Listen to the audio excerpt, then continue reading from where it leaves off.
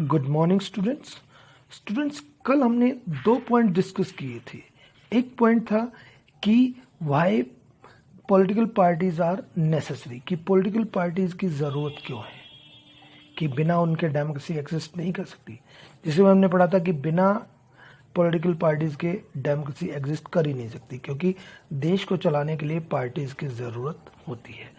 दूसरा हमने इसमें पॉइंट डिस्कस किया था कि पार्टी सिस्टम क्या होता है, कि जिसमें हमने 3 पार्टी सिस्टम्स के रिगार्डिंग बात करा था।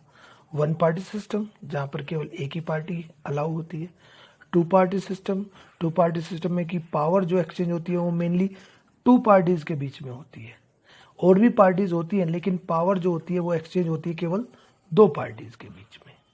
ठीक है। तीसरा हमने पढ़ा था मल्टी पार्टी सिस्टम, कि जहाँ पर मोर देन 2 पार्टीज पावर की रेस में होती है, या जहाँ पर कि पार्टीज अपना एक ग्रुप बनाकर चुनाव लड़ती है, अलायंस आप कह सकते हैं, कोलिशन गवर्नमेंट बनाते हैं, वो मल्टी पार्टी सिस्टम होता है। और तीनों में से किसी भी कंट्री के लिए कोई आइडियल नहीं है, वो कंट्री की कंडीशंस के ऊपर डिपेंड करता है कि कौन सा उसमें बेटर सूट करता है। ठीक है। आज हम बात करेंगे पार्टीज की कितनी तरह की पार्टीज होती हैं। मेनली जैसे हमने पहले भी डिस्कस किया था, नेशनल पार्टीज, रीजनल पार्टीज। तो आज का हमारा टॉपिक है कि पार्टीज की जो पार्टी हमारे यहाँ पर नेशनल पॉलिटिकल पार्टीज, इनके बारे में और रीजनल पार्टीज के बारे में डिस्कस करेंगे। पार्टीज होती है, ठीक है, ध्यान रखिएगा कि एक नेशनल पार्टी होती है और एक स्टेट पार्टी होती है। अब देखिए कि जैसे हमने बताया कि पार्टी जो पुरानी पार्टीज होती हैं, लार्ज पार्टीज होती है, उनको जो इलेक्शन कमीशन होता है उनको कुछ आप कह सकते हो कि स्पेशल फैसिलिटीज प्रोवाइड करता है, उन्हें एक यूनिक सिंबल देता है। और यूनिक सिंबल जो होता है उसे केवल पार्टी के जो ऑफिशियल कैंडिडेट्स हैं वही उन्हें वो कर सकते हैं, यूज़ कर सकते हैं, हर व्यक्ति उसे यूज़ नहीं कर सकता। तो 2 तरह की पार्टीज हो गई। ठीक है। देखिए अब इनको generally recognise political parties recognise उन्हीं को किया जाता है जिनको कि ये फैसिलिटीज प्रोवाइड की जाती है। अब देखिए इलेक्शन कमीशन ने हर तरह की पार्टी, जैसे स्टेट पार्टीज और नेशनल पार्टी बनने के लिए क्राइटेरिया होता है और स्टेट पार्टी बनने के लिए क्राइटेरिया होता है। देखिए वो क्राइटेरिया क्या है कि a party that secures at least 6% of total votes in an election to the legislative assembly of a state, कि अगर कोई पार्टी जो स्टेट इलेक्शंस होते हैं, स्टेट में जब इलेक्शंस होते हैं तो उसमें अगर टोटल वोट्स का 6% वो गेन कर लेती है, टोटल वोट्स का 6% वो गेन कर लेती है, एक कंडीशन। दूसरी कंडीशन ये है कि अगर वो इसके साथ साथ 2 सीट्स और जीतती है तब उस पार्टी को एक स्टेट पार्टी रिकॉग्नाइज किया जाएगा। यानी कि 2 कंडीशंस है स्टेट पार्टी बनने के लिए, एक तो टोटल वोट्स का 6%, सेकंड 2 सीट्स। ओके, यानी कि 2 कैंडिडेट उसके जीतने चाहिए, तब एक पार्टी जो है वो स्टेट पार्टी बनेगी। ये तो हुआ स्टेट पार्टी का। अब नेशनल पार्टी बनने के लिए क्या है, देखिए a party that secures at least 6% of total votes in the Lok Sabha elections, कि लोकसभा इलेक्शंस में जब होते हैं तो टोटल वोट्स का 6% वोट्स एक, या अगर ये पॉसिबल ना हो तो 4 स्टेट में जो इलेक्शंस होते हैं उनका 6%, दोनों में से कोई एक, या तो लोकसभा इलेक्शन में 6% वोट्स मिले या 4 स्टेट के असेंबली इलेक्शन में उसे 6% वोट्स मिले। इसके साथ दूसरी कंडीशन क्या है, एंड विन एटलीस्ट 4 सीट, और लोकसभा इलेक्शंस में 4 सीटें उसे मिलनी चाहिए, तभी उस पार्टी को नेशनल पार्टी का दर्जा दिया जाता है, तभी वो पार्टी नेशनल पार्टी के रूप में रिकॉग्नाइज की जाती है। तो ये 2 कंडीशंस हैं, ठीक है, दोनों ही में, स्टेट पार्टी के लिए भी 2 कंडीशंस हैं और नेशनल पार्टी के लिए भी 2 कंडीशंस है, 2 क्राइटेरिया है। इनको फुलफिल करने के बाद वो एक रिकॉग्नाइज पार्टी बन सकते हैं। According to this classification there were 7 recognise national parties, कि 2018 के अकॉर्डिंग हमारे यहाँ पर 7 नेशनल पार्टीज बताई गई है। ठीक है। तो हम उन पार्टीज के बारे में डिस्कस करेंगे कि वो 7 जो नेशनल पार्टीज हैं वो कौन कौन सी हैं और कब वो बनी थी। ओके स्टूडेंट्स, देखिए सबसे पहले है all India Trinamool Congress, AITC, यानी कि जो ममता बनर्जी की वेस्ट बंगाल में जो पार्टी है। अब देखिए ये पार्टी कब बनी थी, ये पार्टी बनी है 1 जनवरी 1998 को। ममता बनर्जी ने इस पार्टी को बनाया था। ठीक है, ममता बनर्जी ने इस पार्टी को बनाया था 1 जनवरी 1998 को। ठीक है। और ये नेशनल पार्टी जो बनी है ये 2016 में नेशनल पार्टी बनी है। उससे पहले नेशनल पार्टी नहीं थी। The party symbol is flower and grass, और इस पार्टी का सिंबल क्या है? फ्लावर और grass. Committed to secularism and federalism, और ये सेकुलरिज्म के प्रति और फेडरलिज्म के प्रति पूरी तरह से कमिटेड है, यानी कि इनकी अगर पॉलिसीज आइडियोलॉजी की बात करें तो वो क्या है? फेडरलिज्म और secularism. Has been in power in West Bengal since 2011, और 2011 से ये पावर में है वेस्ट बंगाल में, और ममता बनर्जी जो है वहाँ के सीएम है। Also has a presence in Arunachal Pradesh, Manipur and Tripura, और इसके साथ साथ ये 3 स्टेट्स में और काम कर रही है। अरुणाचल प्रदेश हो गया, मणिपुर हो गया, और जो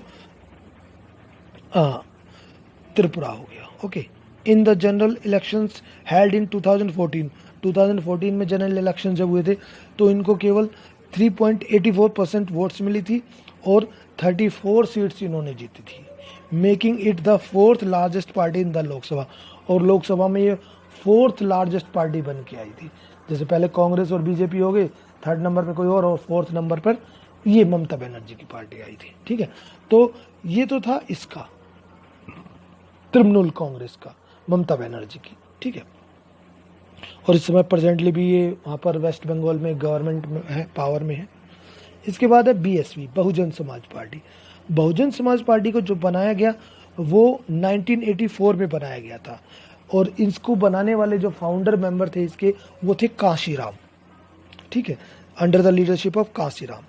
seeks to represent the and secure power for the Bahujan Samaj, कि देखो इन्होंने जो पावर में आए थे बहुजन समाज यानी कि अलग अलग, जिसमें कि इन्होंने दलित, आदिवासी, ओबीसी और रिलीजियस जो माइनॉरिटीज के लोग थे उन लोगों को मिलाकर इन्होंने अपनी पार्टी बनाई थी। Draws inspiration from the ideas and teachings of Sahu Maharaj. अब इन्होंने कहाँ से आइडियाज लिए? इंस्पिरेशन जो इनके थे वो थे साहू महाराज। ठीक है, महात्मा फुले, पेरियार, रामास्वामी नायकर, बाबा साहब अम्बेडकर, मीन्स इनके आइडियाज से इन्होंने इंस्पिरेशन ली और उसके बेस पर इन्होंने इस पार्टी को बनाया था। Stand for the cause of securing the interest and welfare of Dalit. अब जनरली ये अपने आप को एक दलित की पार्टी कहते हैं कि जो दलित के वेलफेयर के लिए काम कर रही है और ऑप्रेस्ड लोगों के लिए काम कर रही है। It has its main base in the state of UP and substantial presence in neighbouring state like MP, Chhattisgarh, Uttarakhand, Delhi, Punjab etcetera. देखिए मेन तो ये जो काम करती है, मेन जो ये पार्टी वर्किंग में है ये तो है मेनली यूपी में। ठीक है, यूपी में पावर में भी ये रह चुके हैं, लेकिन इसके अलावा और स्टेट्स में भी ये वर्किंग में है, लेकिन वहाँ पर इतनी ज़्यादा वर्किंग में नहीं है। जैसे हरियाणा हो गया, इसके अलावा आप कह सकते हो दिल्ली, मध्य प्रदेश, छत्तीसगढ़, उत्तराखंड, इन स्टेट्स में भी ये है। Formed government in Uttar Pradesh several times, कि कई बार इन्होंने वहाँ पर सरकार बनाई है। इन द लोकसभा इलेक्शन 2014 के इलेक्शन में इट पोल्ड अबाउट 4%, इन्हें 4% वोट्स मिली थी, लेकिन इन्हें एक भी सीट वहाँ पर नहीं मिली थी। 2019 में तो इन थोड़े ज़्यादा मिल गई है, लेकिन 2014 के इलेक्शन में लोकसभा सीट्स में इन्हें एक भी सीट नहीं जीती थी। ठीक है, तो और प्रेजेंटली इसकी अगर बात करें हम, जो लीडर है वो मायावती है।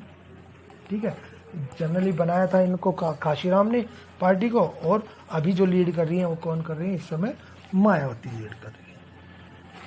इसके बाद आती है भारतीय जनता पार्टी, बीजेपी। ठीक है, बीजेपी के बारे में आप सभी जानते होंगे अच्छी तरह से। इस समय मेनली पावर में भी है, लास्ट 6 ईयर्स से पावर में है। फाउंडेड इन 1980, कि 1980 में इस पार्टी को बनाया गया था, लेकिन रिवाइव किया था। एक पहले पार्टी थी फ्रॉम द इंडिपेंडेंस। ठीक है, कि फर्स्ट जनरल इलेक्शन में एक पार्टी बनी थी बीजीएस, भारतीय Jansangh.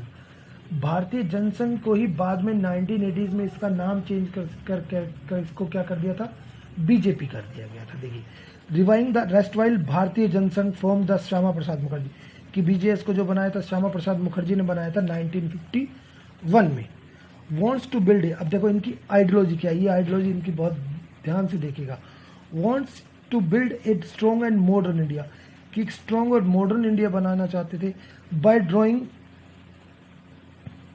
Inspiration from India's ancient culture, कि इंडिया की जो पुरानी कल्चर है उनसे इंस्पिरेशन लेकर, उनकी वैल्यूज से लेकर, एंड दीनदयाल उपाध्याय आइडियाज, और जो दीनदयाल उपाध्याय थे उनके आइडिया जो थे internal humanism and Antyodaya, cultural nationalism, की कल्चरल यूनिटी को किया जाए।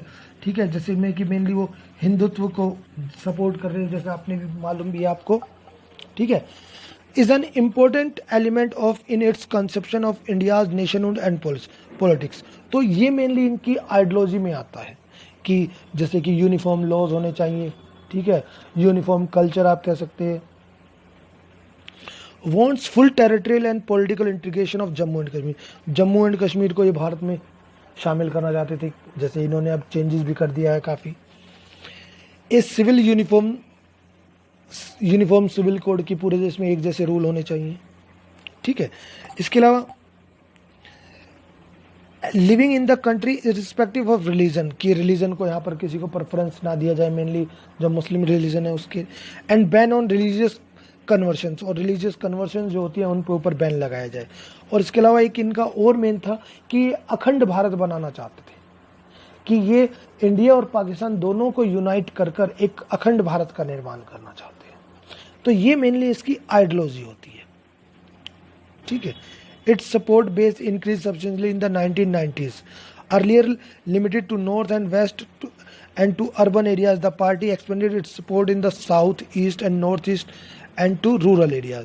देखिए कि ये जो पार्टी स्टार्टिंग में बनी थी तो इनका इतना ज़्यादा रोल नहीं था, इनको इतना ज़्यादा सीट्स नहीं मिली थी, कि इन्होंने जब फर्स्ट लोकसभा इलेक्शंस लड़े थे तो केवल इनको 2 सीट्स मिली थी। अब धीरे धीरे इन्होंने अर्बन एरियाज़ में काम करना शुरू किया, साउथ ईस्ट हर तरफ इन्होंने रूरल एरियाज़ में अपने आप कह सकते हो कि बढ़ाना शुरू किया। केम टू पावर, और सबसे पहले ये पावर में आए थे 1998 में, हालांकि इससे पहले भी ये हो चुके हैं, as the leader of the national democratic, कि एनडीए अलायंस बना था। ध्यान रखिएगा आप कब बना एनडीए अलायंस, जब ये पावर में आए थे, जिसमें कि कई रीजनल पार्टीज को शामिल करके इन्होंने अलायंस बनाया था। Emerge as the largest party with 280 seats in 2014, और 2014 में सबसे बड़ी पार्टी बनी थी 282 सीट्स जीतकर। करंटली लीड्स द रूलिंग, और इस समय ये एनडीए एक रूलिंग पार्टी है जो कि पूरे सेंटर में पूरे देश में रूल कर रही है। तो ये पार्टी 1980 में बनी थी और पावर में 1998 में जनरली ये आई थी। एनडीए अलायंस बनाकर आज भी अगर हम बात करें तो इनका एनडीए अलायंस है, नेशनल डेमोक्रेटिक अलायंस, ओके। अब इसके बाद आता है CPI, communist party of India. देखिए सीपीआई जो पार्टी 1925 में बनाई गई थी, ठीक है, और ये मार्क्सिज्म और लेनिनिज्म, सेक्युलरिज्म एंड डेमोक्रेसी, कि मार्क्सिज्म और लेनिनिज्म की जो आइडियोलॉजी थी उस पर ये बेस्ड थी, सेक्युलरिज्म और डेमोक्रेसी चाहती थी। Oppose to the force of sectionism and communalism, communalism और सेक्शनिज्म मीन्स ग्रुप में बांटा हुआ है, उसको खत्म करना चाहती थी, उसको अपोज किया इन्होंने। Accept parliamentary democracy as a means of promoting the interest of the working class, कि पार्लियामेंट्री डेमोक्रेसी जैसे कि इस समय है भी इंडिया में, जनरली ये चाहते थे कि जो वर्किंग क्लास है, मीन्स ये जो गरीब लोग हैं उनके रिगार्डिंग, जनरली आप कह सकते हो जो हमने एक लेफ्ट फ्रंट पढ़ा है कि लेफ्ट पार्टीज में इनको काउंट किया जाता है, ठीक है। तो वर्किंग क्लास, फार्मर्स और पुअर्स के लिए चाहते थे कि उनके लिए पॉलिसीज बनाए गवर्नमेंट, उनके लिए काम करे।